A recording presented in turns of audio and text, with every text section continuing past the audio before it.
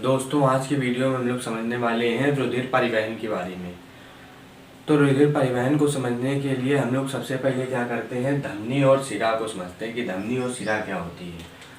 देखो, धमनी वो चीज़ होती है जो खून को पूरे शरीर में ले जाती है। जैसे ये हृदय है, तो हृदय से जो जो नलकी, ये क्या है, धमनी भी एक नलकी, शिरा भी एक नलकी। जो नलकी क्या है, खून को पूरे शरीर में ले जाने का काम करती है, वो क्या कहलाती है, धमनी। और शिरा क्या है, जो नलकी खून लाने का काम करती है पूरे शरीर से हृदय में, वो क्या कहलाती है, शिरा। तो बहुत सारी जब धमनी आपस में मिलती हैं तो उसे कहते हैं महाधमनी। जब बहुत सारी धमनी मिलती हैं तो उसे कहते हैं महाधमनी। और जब बहुत सारी शिराएं आपस में मिल जाती हैं तो उसे कहते हैं महाशिरा। समझते हैं हम लोग कि रुधिर परिवहन में देखो, सबसे ज़्यादा जरूरी अंग जो है वो होता है हमारा हृदय। तो हृदय का सबसे पहले हम लोग चित्र बनाना सीखते हैं, जो कि हमारे एग्जाम में बार बार पूछा जाता है कि हृदय का चित्र बनाइए और उसकी कार्यविधि लिखिए। तो हम लोग सबसे पहले हृदय का चित्र बनाना सीखते हैं।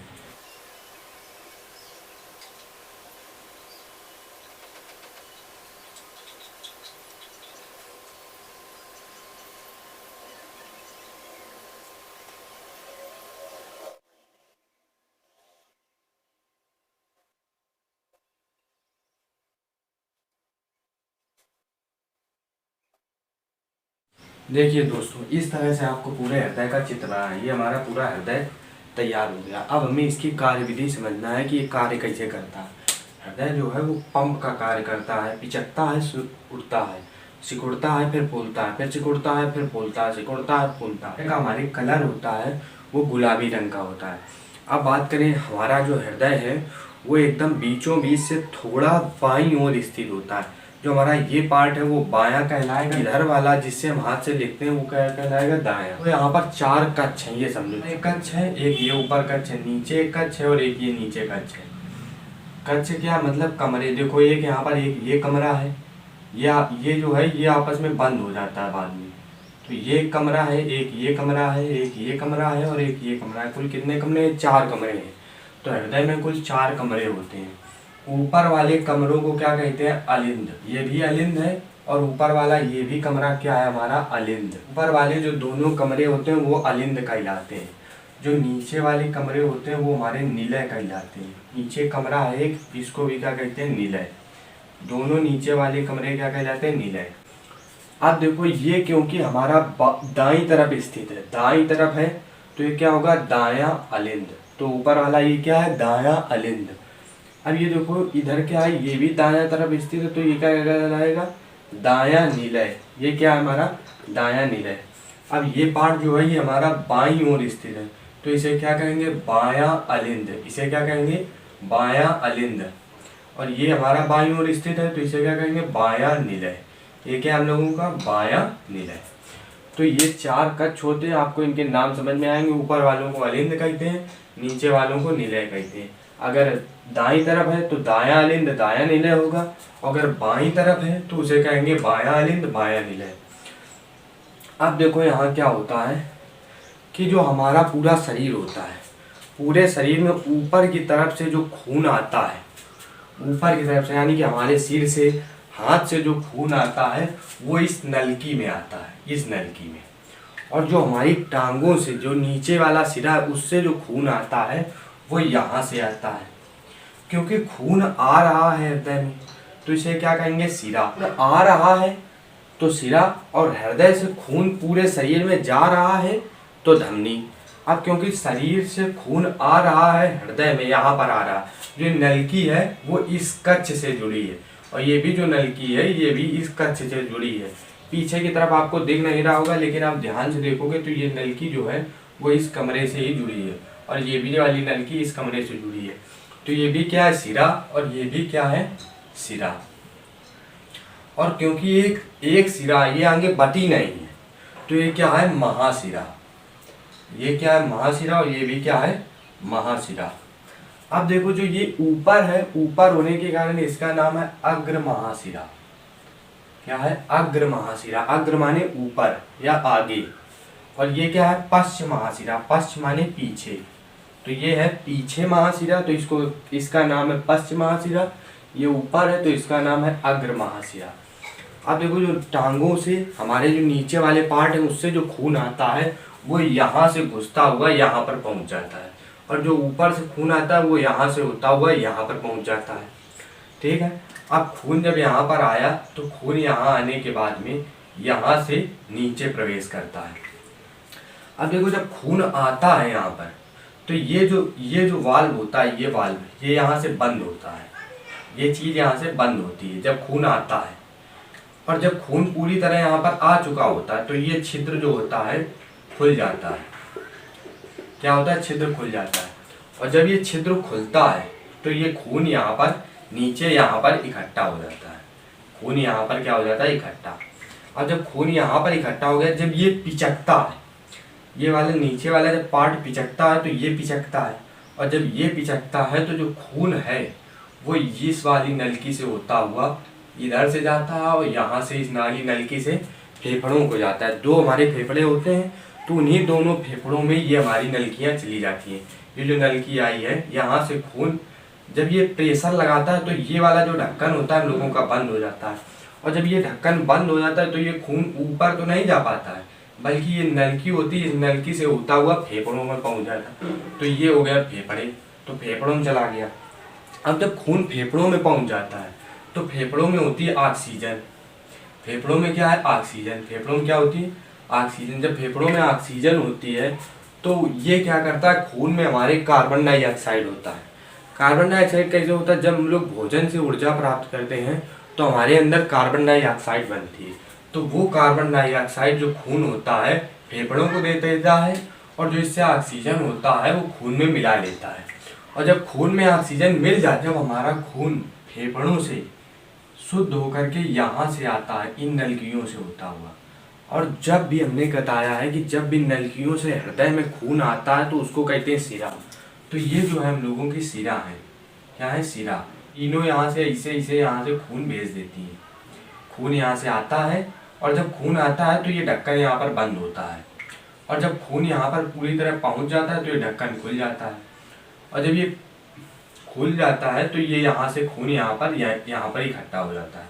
और जब खून यहाँ इकट्ठा हो गया, जब ये पिचकता है तो खून क्या होता है?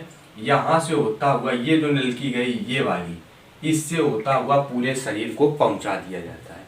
ये पूरा चलता रहता है। अब आप इसको एक बार और समझिए, तब आपको इसको अच्छी तरीके से समझ में आएगा। देखिए यहाँ पर हमने पूरा चित्र पहले की तरह बना लिया है। अब देखो ये नीचे की तरफ स्थित है क्योंकि इससे खून आता है। नीचे वाले जितनी भी शरीर के अंग हैं उनसे खून इससे होकर के यहाँ पर पहुँच जाता है। ठीक। और जितने भी ऊपर वाले शरीर के अंग हैं, खोपड़ी से लेकर के हाथ तक, उनसे खून होकर के यहाँ से यहाँ पर पहुँच जाता है। नीचे वाले को क्या कहते हैं? नीचे वाली नलकी को कहते हैं पश्च महाशिरा। ऊपर वाली नलकी को कहते हैं अग्र महाशिरा। यहाँ से खून गया, और जब खून यहाँ से यहाँ पर आता है तब क्या होता है? ये वाला ढक्कन बंद होता है। और जब ये हमारा जो ये है, क्या ऊपर वाला क्या है? ये हमारा क्योंकि दायां है और क्या है ऊपर की तरफ है तो अलिंद है। जब ये दायां अलिंद हमारा सिकुड़ता है, जब हमारा दायां अलिंद ये सिकुड़ता है तो ये वाला ढक्कन जो बंद था यहाँ पर, ये ढक्कन अभी बंद है। जब ये सिकुड़ेगा, अभी ये फूला है क्योंकि इसमें खून भरा है तो ये फूला है, और जब ये पिचकता है तो क्या होता है? ये ढक्कन यहाँ पर खुल जाता है, और जो ये वाला ढक्कन इसका और इसका मिलाने वाला वो बंद हो जाता है, और इसका मिलाने वाला वो ढक्कन बंद हो जाता है। खून यहाँ से यहाँ पर पहुँच जाता है। खून यहाँ पर पहुँच गया। अब क्या होगा? हमारा जो निलय है वो फूल चुका है। अब जब निलय पचकता है तो क्या होता है? ये वाला ढक्कन फिर से बंद हो जाता है, और ये जो खून है वो यहाँ से होता हुआ इन नलकियों से होता हुआ फेफड़ों को चला जाता है। ये जो नलकियाँ होती हैं इनको कहते हैं फुसफुस धमनी। धमनी क्यों कहते हैं? क्योंकि ये हृदय से खून को ले जाने का काम कर रहा है।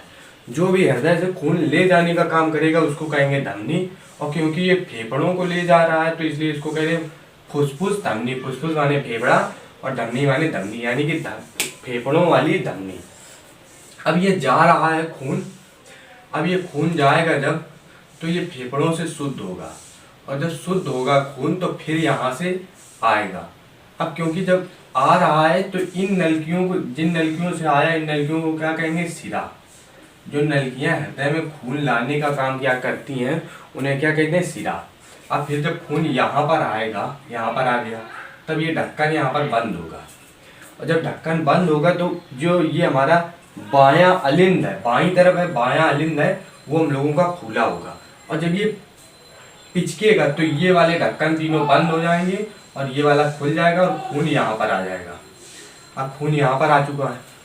अब ये हमारा जो बायां निलय है वो फूल चुका है, और जब बायां निलय फूल चुका है, जब ये पिचकता है तो ये ढक्कन पुनः बंद हो जाता है, और जो खून है वो ये जो नलकी गई, ये वाली नलकी, ध्यान दो, ये वाली नलकी जो गई है, ये वाली, इस नलकी से होता हुआ, यहाँ से होता हुआ पूरे शरीर में चला जाता है, ऊपर की तरफ भी नीचे की तरफ भी, सब जगह इस नलकी के द्वारा चला जाता है। इस नलकी का नाम होता है दैहिक महाधमनी। क्या नाम है? दैहिक महाधमनी। महाधमनी क्यों? महाधमनी क्योंकि ये बहुत सारी धमनियों से जुड़ करके मिलती है, क्योंकि यही धमनी बहुत सारी छोटी छोटी धमनियों में टूट जाती है, क्योंकि ये खून पहुंचाने का काम कर रहा है, इसलिए इसका नाम धमनी है। क्योंकि ये एक है और आगे चल के टूटेगी, इसलिए इसका नाम महाधमनी है। और ये दैहिक क्यों? दैह माने होता है शरीर, तो पूरे शरीर को पहुंचाने का काम कर रहा है, इसलिए इसका नाम क्या है? दैहिक महाधमनी। और ये फेफड़ों को पहुंचाने का काम कर रही थी, इसलिए इसका नाम क्या था? फुसफुस धमनी। इसका नाम क्या था? फुसफुस धमनी। अब हमारा जो पूरा प्रोसेस है वो कंप्लीट हो चुका है। यही पूरे हृदय में बार बार होता रहता है। तो हृदय में दो क्रियाएं होती हैं। पहला नंबर है प्रकुंचन, और नंबर है अनुशीतलन। दो क्रियाएं होती हैं, एक प्रकुंचन और दूसरा अनुशीतलन। प्रकुंचन का मतलब होता है जब हृदय सिकुड़ता है। अब यहाँ ध्यान देना क्या होता है, जब ये चीज फूलती है, जब ऊपर वाला इतना जो नीला है, ये क्या है? अलिंद, ये भी अलिंद है, ये भी अलिंद है। जब ऊपर वाला एक साथ फूलता है और नीचे वाला एक साथ फूलता है, जब ऊपर वाला फूलता है तो नीचे वाला पिचकता है, और जब नीचे वाला पिचकता है तो ऊपर वाला फूलता है। यानी कि क्या हो रहा है कि जब खून यहाँ से यहाँ जा रहा होता है, तब खून यहाँ से यहाँ आ रहा होता है। यानी कि जब खून यहाँ से फेफड़ों को शुद्ध होने के लिए जा रहा है, तब खून इन दोनों नलकियों से इस ढक्कन में आ रहा है, इस कमरे में आ रहा है। और जब खून यहाँ से यहाँ जाता है, तब यहाँ से खून नहीं आता है, बल्कि जब ये यहाँ से यहाँ जाता है, तब खून यहाँ से यहाँ आता है। जब ऊपर वाला पिचकता है तो उसको क्या कहते हैं? प्रकुंचन। जब नीचे वाला निलय पूरा पिचकता है तो उसको भी प्रकुंचन। प्रकुंचन माने होता है सिकुड़ना। और अनुशीतलन माने होता है फूलना। अब यहाँ पर केवल आपको एक चीज ध्यान देनी, ऊपर वाला भुला दो, अलिंद को भुला दो, दोनों अलिंद को भुला दो, केवल निलय पर ध्यान दो। जब भी हमारा निलय एक बार फूलता है और एक बार पिचकता है तो उसको क्या कहते हैं? एक बार हमारा हृदय धड़का। इस हम लोगों को गिनती की जाती है कि एक मिनट में हृदय कितने बार धड़कता है। अभी हम लोग उसकी गिनती करेंगे कि एक मिनट में हृदय कितने बार धड़कता है।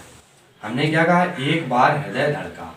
कब धड़का? जब निलय जो है एक बार पिचकता है और एक बार फूलता है तो उसको कहते हैं एक बार हृदय धड़का।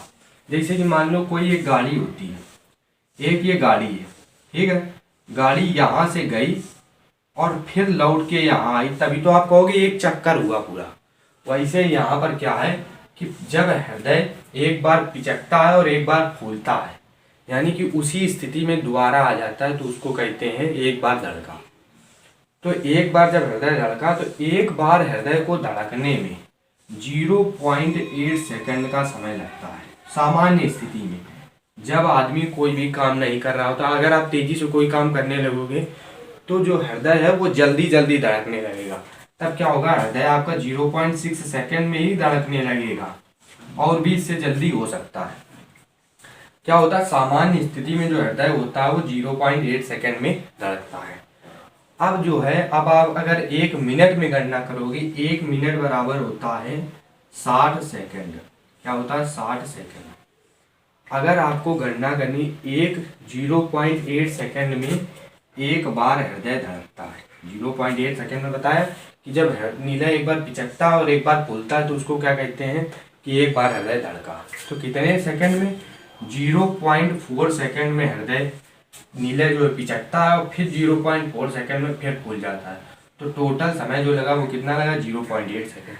तो 0.8 सेकंड में जब हृदय एक बार धड़कता है तो 1 मिनट में कितने बार धड़केगा। तो अब देखो यहाँ पर 0.8 सेकंड में एक बार हृदय धड़कता है, तो यहाँ से वैल्यू निकालो 1 सेकंड की और उस 1 सेकंड को यहाँ पर रख देना। सेकंड की वैल्यू निकालो, सेकंड बराबर जब निकालोगे तो एक बार हृदय धड़का अपॉन 0.8, तो सेकंड की जगह ये रख दो। तो 60 गुना सेकंड की जगह क्या रखना है, 1/0.8 बार, यानी कि इतने बार हृदय धड़केगा कितने मिनट में, 1 मिनट में जो हृदय धड़केगा वो इतने बार धड़केगा। दशमलव हटाओ, 0 ऊपर आएगा। अब 8 से काटे, 8 छंग 48, 8 सते 56 और 4 8 45, 75 बार, यानी कि 1 मिनट में जो हृदय धड़का वो कितने बार धड़का, 75 बार हृदय धड़का। ये हमने वैल्यू निकाल ली है। तो हमारा जो हृदय होता है वो 1 मिनट में जो है वो 75 बार धड़कता है। आज की वीडियो के लिए हम लोग इतना ही रखते हैं, मिलते हैं अगले वीडियो में, तब तक के लिए जय हिंद जय भारत।